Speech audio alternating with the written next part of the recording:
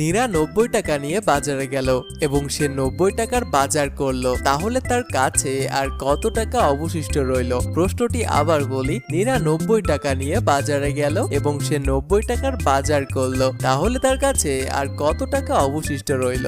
বন্ধু, এই প্রশ্নটি একটু লজিক্যাল, ভালো করে ভাবো আর উত্তরটি জানার পূর্বেই তোমার উত্তরটি আমাকে কমেন্টে জানিয়ে দিও।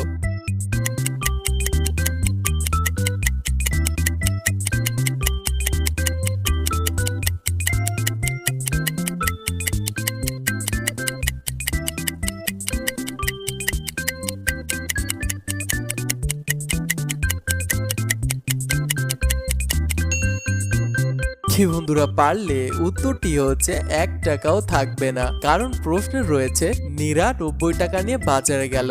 তার মানে নীরা একটি মেয়ে এবং সে 90 টাকা নিয়ে বাজারে গেল এবং সে 90 টাকা